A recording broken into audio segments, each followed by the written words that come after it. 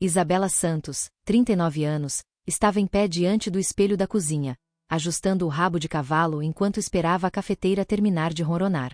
A mesa já estava posta com pão, frutas, e o café preto que Marcos, seu marido, preferia forte como um soco no estômago.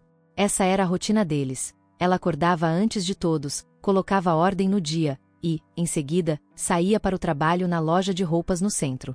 Marcos brincava que ela era a engrenagem que fazia tudo girar naquela casa, e ele tinha razão. A vida de Isabela, no entanto, era mais complexa do que parecia. Por fora, tudo funcionava como um relógio. Casa arrumada, trabalho bem feito, sorriso sempre pronto.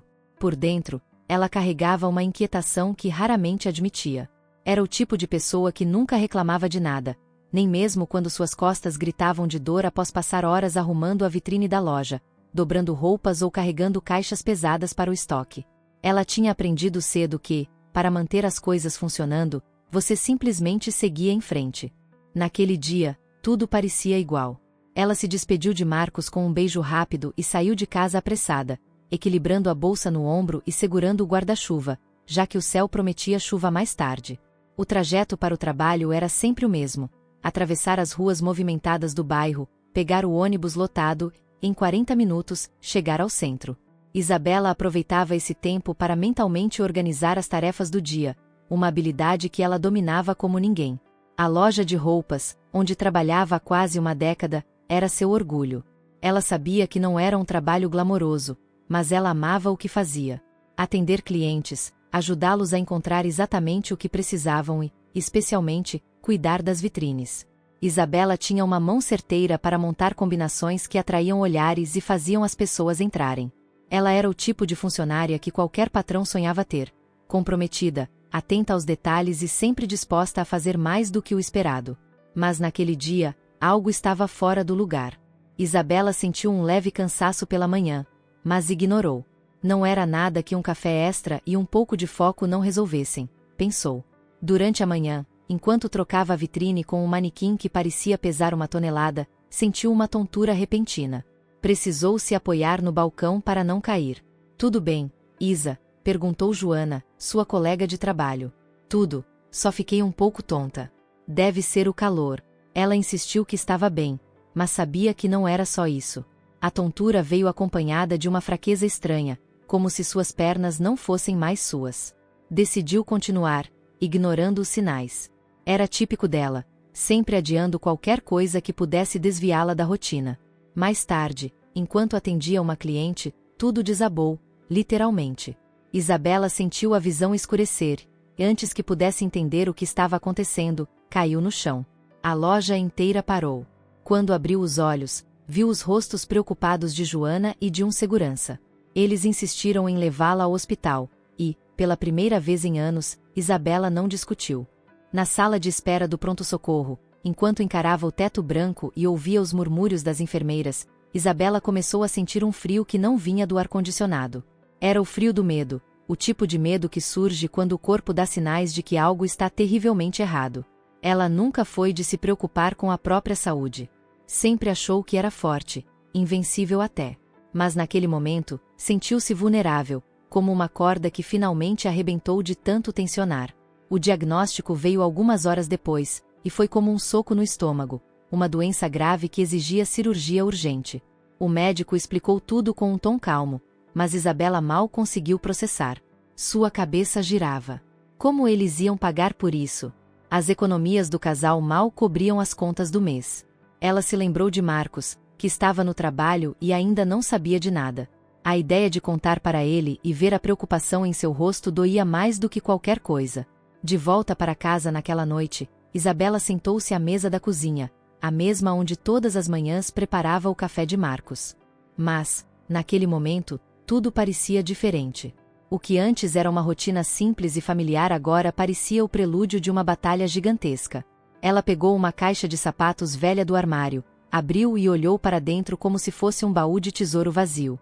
Ali, decidiu que seria onde guardariam cada centavo necessário para pagar a cirurgia. A caixa de sapatos, que antes não tinha importância alguma, passou a simbolizar algo maior. A luta pela vida, a força de um casal que precisaria se unir contra todas as probabilidades. Mas, Naquela mesma noite, enquanto Marcos a consolava, Isabela não tinha ideia do que ainda estava por vir. A caixa de sapatos seria muito mais do que um símbolo de esperança. Ela se tornaria um lembrete das escolhas difíceis, dos segredos e das traições que ainda estavam escondidos no futuro. E foi assim que tudo começou. Marcos chegou em casa tarde naquela noite. Trazia o cansaço estampado no rosto, mas, ao ver Isabela sentada à mesa, com os olhos baixos e as mãos apertando a tampa da caixa de sapatos, soube imediatamente que algo estava errado. Ela não era do tipo que dramatizava, e isso tornava qualquer demonstração de fragilidade ainda mais preocupante. Isa, o que foi? Você tá tão quieta. Ele puxou uma cadeira e sentou ao lado dela. Isabela respirou fundo, tentando conter as lágrimas que teimavam em brotar. Não queria parecer fraca, mas também sabia que não podia adiar a conversa. Contou a ele sobre o desmaio, a ida ao hospital e, finalmente, o diagnóstico. Cada palavra parecia pesar uma tonelada. Marcos não disse nada de imediato. Ficou olhando para as mãos dela, agora trêmulas. Quando finalmente falou, sua voz estava firme, mas o olhar era de puro desespero. Vamos dar um jeito. Não importa o que aconteça, Isa, eu vou cuidar disso. Nos dias que se seguiram, a promessa de Marcos tornou-se uma espécie de mantra. Ele começou a trabalhar horas extras e a aceitar qualquer bico que aparecesse. Durante a semana, saía de casa antes do sol nascer e só voltava depois que Isabela já estava na cama. Nos finais de semana, fazia entregas ou ajudava em pequenas construções. O esforço dele era visível, mas também eram os efeitos colaterais. Marcos começou a emagrecer, suas olheiras ficaram mais profundas, e ele parecia sempre distraído, perdido em cálculos mentais que só ele entendia. Isabela tentou ajudar como pôde. Nos primeiros dias, organizou uma planilha para anotar cada despesa e começou a preparar refeições mais simples para economizar no supermercado. Tudo o que conseguiam poupar ia direto para a caixa de sapatos, que agora ficava escondida no fundo do guarda-roupa. Toda noite, ela contava o dinheiro e anotava o valor em um papel, como se aquilo pudesse dar a eles algum senso de controle. Mas, à medida que o tempo passava, a pressão aumentava. A cirurgia não podia esperar muito, e, apesar dos esforços, o dinheiro acumulado ainda estava muito longe do necessário. Marcos começou a evitar falar sobre isso, e Isabela percebeu que ele estava mudando. Ele chegava tarde, evitava os olhos dela, e às vezes, sequer tocava na comida que ela preparava com tanto cuidado. A distância entre eles crescia, e Isabela não sabia como lidar com aquilo. Uma noite, ao dobrar as roupas dele, encontrou um envelope no bolso de uma calça. Dentro, havia um recibo de um armazém na periferia da cidade. Era estranho. Marcos nunca mencionara ir a um lugar como aquele. Isabela guardou o envelope de volta e decidiu não perguntar nada naquele momento, mas a pulga atrás da orelha permaneceu. Marcos, por outro lado, parecia cada vez mais carregado por um peso invisível. Isabela percebeu que ele estava agitado, quase paranoico. Se o telefone tocava, ele olhava para ela antes de atender. Se alguém mencionava trabalho, ele mudava de assunto rapidamente. Apesar de tudo, ela escolheu confiar nele. Não porque não tivesse dúvidas, mas porque precisava acreditar que estavam juntos nessa batalha. A caixa de sapatos, que antes era uma fonte de esperança, passou a carregar também um fardo simbólico. Toda vez que Isabela a abria, sentia uma mistura de alívio e preocupação. O dinheiro aumentava, mas não no ritmo que ela esperava. E Marcos parecia cada vez mais distante, como se estivesse lutando uma guerra que ela não conseguia ver. Certa noite, ao deitar-se ao lado dele, Isabela finalmente perguntou, num sussurro quase temeroso: Marcos, a gente vai conseguir? De verdade? Ele demorou a responder, encarando o teto por longos segundos antes de virar-se para ela. Eu prometi que ia cuidar de você, Isa. Só confia em mim. Ela queria acreditar. Queria mesmo. Mas alguma coisa no tom dele, na maneira como ele desviava o olhar, plantou uma dúvida que ela não conseguia ignorar.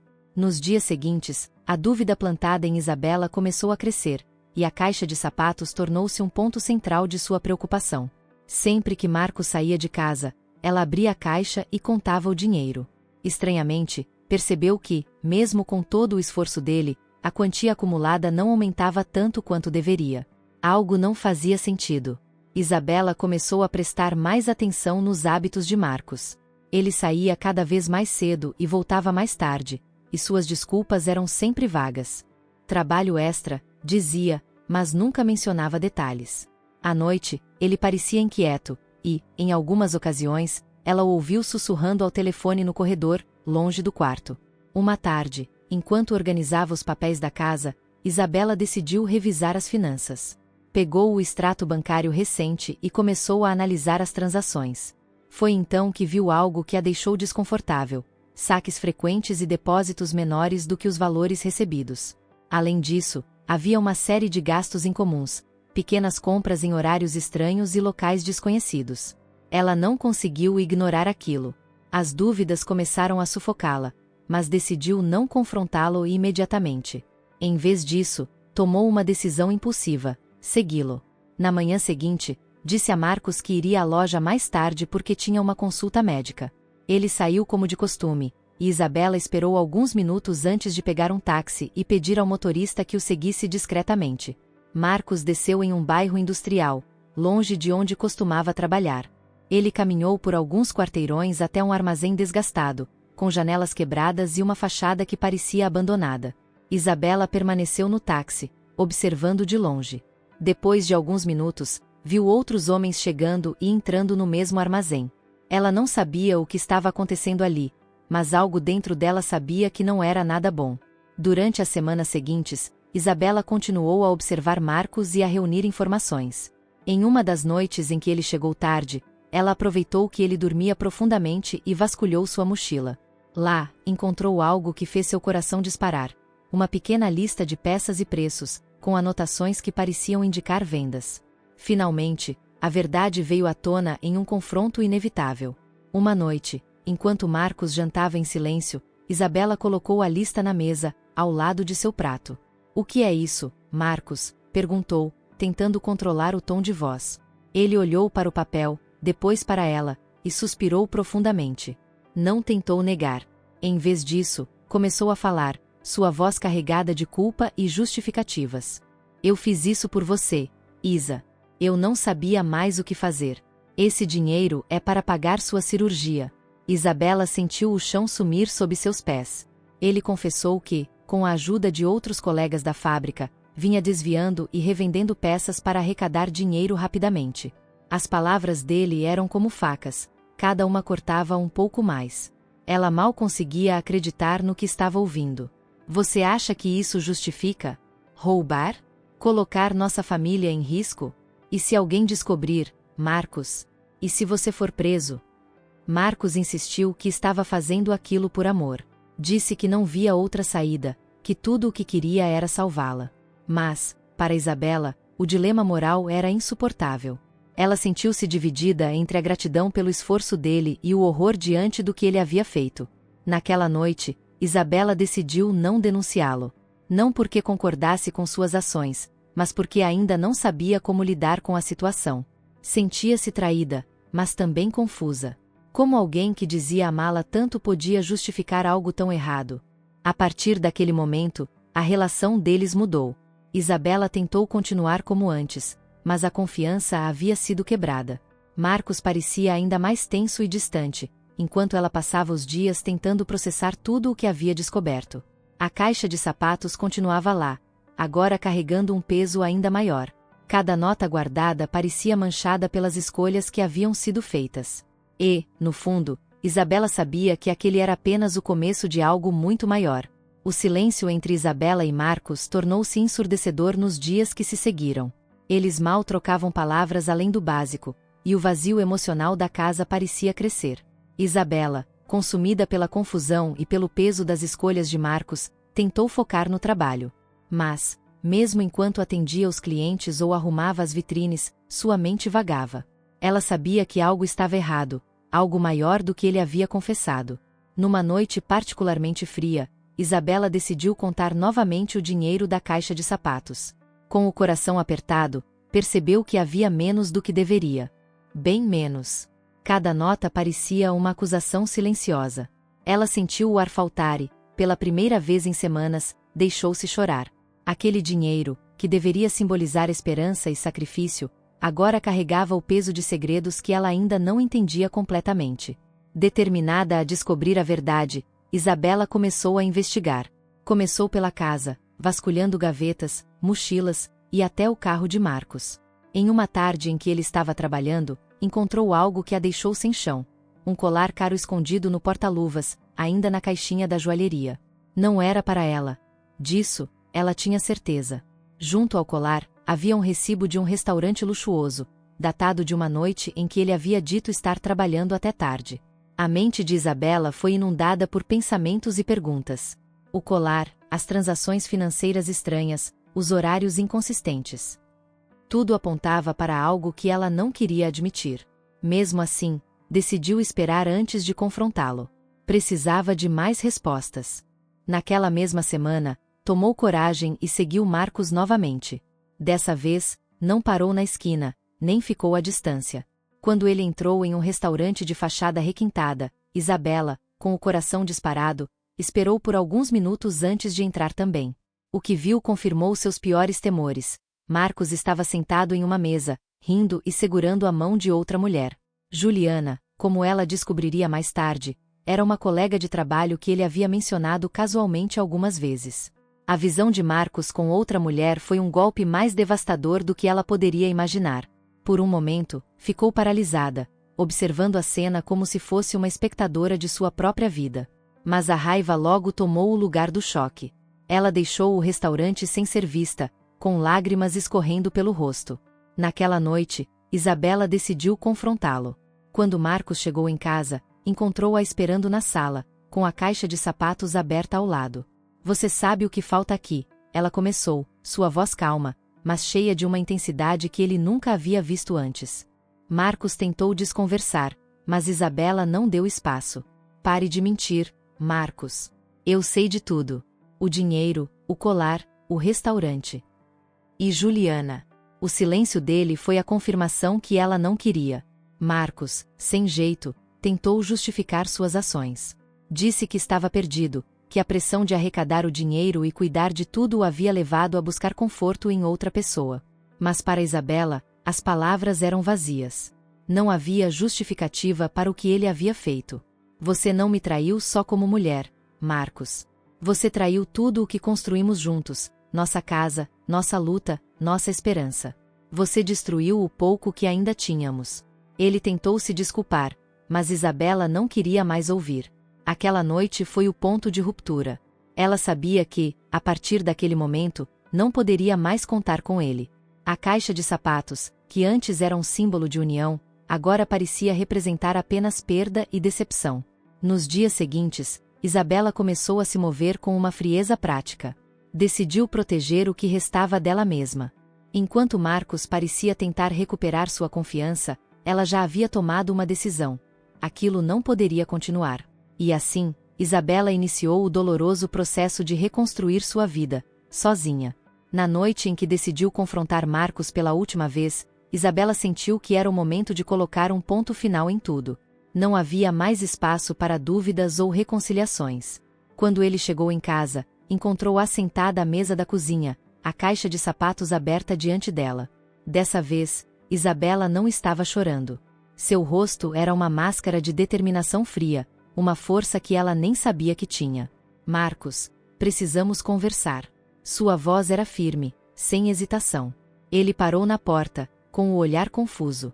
"O que foi agora, Isa? Eu já disse que vou resolver tudo." "Resolver como? Como você sempre faz. Mentindo, roubando, me traindo." As palavras saíram rápidas e afiadas, como flechas disparadas sem aviso. Marcos tentou se defender, mas Isabela o interrompeu, jogando sobre a mesa as provas que havia coletado: o recibo do restaurante, o colar caro e, por fim, uma foto impressa que havia encontrado no celular dele, mostrando Marcos e Juliana juntos, rindo como se o mundo fosse deles. "Você gastou o dinheiro que deveria salvar a minha vida para sustentar um relacionamento com outra mulher. Como você acha que isso me faz sentir? Como você tem coragem de voltar para casa todos os dias e me olhar nos olhos?" A raiva em sua voz era palpável, mas não havia lágrimas desta vez. Apenas uma dor transformada em determinação. Marcos tentou justificar-se, como sempre fazia. Disse que estava perdido, que tudo começou como um erro, mas que ele nunca deixou de se importar com Isabela. "Eu fiz coisas erradas, Isa, mas foi por desespero. Você não entende o que é carregar o peso de salvar a pessoa que ama. E você acha que eu não carrego peso algum. Ela rebateu, levantando-se da cadeira. Eu carrego o peso de lutar sozinha enquanto você destrói tudo ao nosso redor. Eu carrego o peso de cada mentira, cada desvio de dinheiro, cada momento em que você escolheu outra pessoa em vez de mim. Marcos ficou em silêncio. Pela primeira vez, parecia perceber o estrago que havia causado. Eu não quero mais ouvir desculpas. Você tem 2 dias, Marcos. 2 dias para devolver o dinheiro roubado. Se não fizer isso, eu vou à polícia com tudo isso. Ela apontou para as provas espalhadas sobre a mesa. E não pense que estou blefando. Ele tentou argumentar, implorar, mas Isabela já tinha decidido. Virou as costas, subiu as escadas e trancou a porta do quarto, deixando-o sozinho na cozinha. Nos 2 dias que se seguiram, Marcos tentou freneticamente resolver a situação. Ligava para contatos, tentava recuperar parte do dinheiro, mas os outros envolvidos não estavam dispostos a ajudar. Isabela assistiu a tudo de longe, sem se envolver. Estava cansada, emocionalmente esgotada, mas determinada a seguir em frente com sua decisão. Na noite do 2º dia, Marcos voltou para casa de mãos vazias. Ele sabia o que viria a seguir, mas ainda tentou um último apelo. Isa, por favor, me dá mais tempo. Eu posso consertar isso. Não, Marcos. Você teve sua chance. Com frieza, Isabela pegou as provas, colocou tudo em uma pasta e saiu de casa, deixando-o parado no corredor. No dia seguinte, ela foi à delegacia e entregou tudo. Explicou a situação com clareza, sem hesitar. A decisão de denunciá-lo foi dolorosa, mas necessária. Isabela sabia que, para seguir em frente, precisava cortar completamente os laços com ele e tudo o que ele representava. A notícia da prisão de Marcos e seus cúmplices rapidamente se espalhou pela cidade. Para Isabela, isso significava enfrentar o julgamento da sociedade, da família e até de si mesma. Mas, pela primeira vez em muito tempo, sentiu que estava no controle de sua própria vida. Enquanto empacotava suas coisas para deixar a casa que um dia foi o símbolo de seu amor, Isabela percebeu que estava deixando para trás não apenas um lar, mas uma versão de si mesma que não existia mais. A mulher que acreditava cegamente, que carregava tudo sozinha, agora dava lugar a alguém mais forte, mais consciente de seu próprio valor. Ela guardou apenas o essencial e uma pequena maceta de gerânios da varanda. Aquela planta, que havia cuidado com tanto carinho, parecia representar a única coisa que ainda tinha raízes firmes em sua vida. E, ao sair pela porta pela última vez, Isabela sentiu um misto de tristeza e alívio. Sabia que, apesar de tudo, estava pronta para começar de novo. Isabela nunca imaginou que um dia teria que vender a casa onde havia compartilhado tantos momentos com Marcos, mas a decisão foi inevitável. A prisão de Marcos trouxe uma avalanche de consequências, e, por mais que ela soubesse que estava fazendo o certo, havia uma dor profunda em ter que se afastar completamente do passado. A casa, com seus cantos cheios de lembranças, agora parecia apenas um peso que a impedia de seguir em frente. Ela contratou uma imobiliária, e logo o anúncio apareceu: casa à venda. No fundo, sabia que não era apenas uma venda. Era uma ruptura, um ponto final definitivo na vida que havia construído ao lado de um homem que a decepcionara de maneiras que ela jamais imaginaria. Nos dias que seguiram, Isabela continuou sua rotina de trabalho na loja. A loja, que até então fora apenas um lugar de trabalho, começou a se tornar um refúgio. Os colegas e clientes mostraram-se solidários, oferecendo palavras de apoio. Alguns, inclusive, ajudaram financeiramente para cobrir a operação, sem que ela tivesse pedido. No meio da dor, aquelas pequenas gentilezas significavam o mundo para Isabela. Aos poucos, as visitas à casa para venda foram acontecendo. Ela caminhava pelos cômodos vazios, agora apenas com móveis que já pareciam ter perdido o significado. Cada quarto parecia uma fotografia congelada no tempo. O quarto de Marcos e Isabela, onde tantas promessas haviam sido feitas, agora vazio de qualquer sentimento. O escritório de Marcos, com seus papéis espalhados, também parecia não mais ser o lugar que um dia foi seu refúgio. A cozinha, onde tantos cafés haviam sido feitos, agora se encontrava silenciosa, como se estivesse esperando por algo que nunca mais voltaria. Na última noite antes da venda, Isabela se permitiu um momento de reflexão. Sentou-se no meio da sala, no chão, olhando para as paredes que guardavam tantos ecos de risos, discussões e promessas quebradas. Ela chorou, mas não era mais um choro de desespero. Era um choro de despedida. A dor era grande, mas não a impedia de seguir em frente. O dia da venda finalmente chegou. A casa foi entregue ao novo proprietário, e Isabela, com o apoio de Caroline, sua amiga mais próxima, se mudou para o apartamento temporário dela. O apartamento não era grande nem luxuoso, mas era seu. Era o lugar onde ela começaria a reconstruir sua vida, longe de Marcos e de todos os fantasmas do passado. A operação foi marcada para uma data próxima, e Isabela sentia uma mistura de medo e alívio. Sabia que o caminho à frente não seria fácil, mas estava disposta a enfrentá-lo. Sua recuperação seria longa, tanto física quanto emocionalmente, mas ela estava determinada a não se deixar abater. Durante o período de repouso, Isabela recebeu inúmeras mensagens de apoio, de antigos clientes, de colegas de trabalho e até de pessoas que ela mal conhecia, mas que souberam da sua história e se solidarizaram com sua luta. Foi um tempo de introspecção. Nos dias mais calmos, ela refletia sobre tudo o que havia vivido até ali. A dor da traição ainda estava presente, mas havia algo novo, algo que ela não sentia antes. Uma força silenciosa que surgia dentro dela, cada vez mais intensa. Ela sentia que, ao longo dessa jornada, havia descoberto uma versão mais forte de si mesma, alguém capaz de enfrentar os próprios medos, as decepções e os recomeços. Quando a alta finalmente chegou, Isabela se sentiu pronta para o próximo capítulo. Caroline, com sua alegria e apoio constante, a ajudou a empacotar o que restava de sua antiga vida. O apartamento, embora simples, já começava a tomar forma. Havia plantas, algumas caixas com livros, e uma pequena mesa de jantar onde Isabela começaria a aprender a cozinhar para si mesma, sem pressa, sem exigências. Enquanto arrumava a última gaveta, Isabela encontrou a maceta de gerânios que havia levado da casa antiga. Ela sorriu, tocando as folhas delicadas da planta. Aquela maceta representava muito mais do que uma simples planta. Era um símbolo de sua esperança renovada, da vida que começava a florescer novamente, mesmo em meio a tanta dor. Olhou pela janela do novo apartamento e viu o céu limpo, as luzes da cidade ao longe, e sentiu uma leveza que não sentia há muito tempo. A vida estava recomeçando, e ela estava pronta para vivê-la de novo, com todas as suas cores, seus desafios, e principalmente, a certeza de que, agora, ela poderia seguir sozinha, mais forte do que jamais imaginou. A recuperação de Isabela não foi fácil, mas ela sabia que havia dado o primeiro passo rumo à liberdade.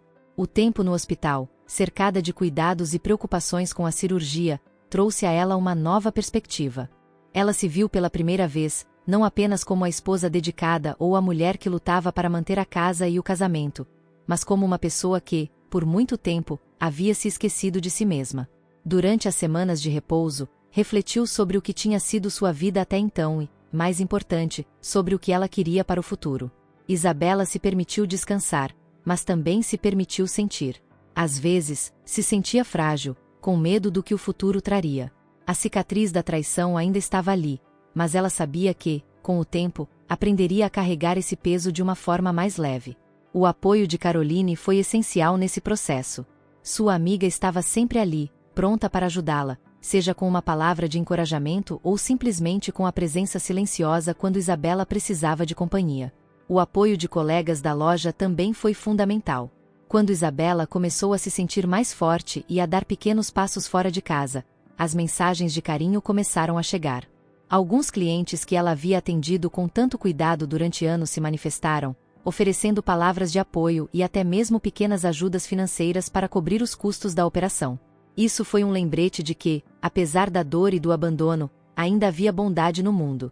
Aqueles gestos simples, muitas vezes anônimos, se tornaram luzes em meio à escuridão. E, embora o processo de recuperação fosse desafiador, Isabela começou a sentir sua força interior renascendo. A cada dia que passava, ela estava mais forte fisicamente e emocionalmente. Sentia-se mais conectada consigo mesma, mais em sintonia com a mulher que havia se escondido por tanto tempo. A cicatriz, tanto física quanto emocional, ainda existia, mas não mais como uma marca de fraqueza. Agora, era uma lembrança de sua resiliência, de sua capacidade de suportar a dor e transformar a adversidade em crescimento. Durante um dos dias em que Caroline a levou ao parque para caminhar um pouco, Isabela teve um momento de clareza. Ela olhou para o céu, para as árvores ao redor, e percebeu que a vida, com todas as suas dores e perdas, também era feita de recomeços. O vento batia suavemente em seu rosto, e, pela primeira vez em meses, ela sentiu uma sensação de liberdade que há muito não experimentava. Isabela sabia que, embora ainda houvesse muito a ser processado, ela não estava mais refém do passado. Ela havia escolhido seguir em frente. Com a venda da casa e o dinheiro da operação, estava finalmente dando os passos para reconstruir sua vida, agora sem os fardos de uma relação tóxica e sem os fantasmas de um homem que, até pouco tempo, ela pensava que conhecia. Quando retornou ao trabalho na loja, alguns clientes a receberam com carinho, e ela sentiu uma alegria renovada ao estar novamente no ambiente que amava. O cheiro da loja, o toque das roupas, a troca de sorrisos com as clientes, tudo parecia mais vivo e vibrante agora.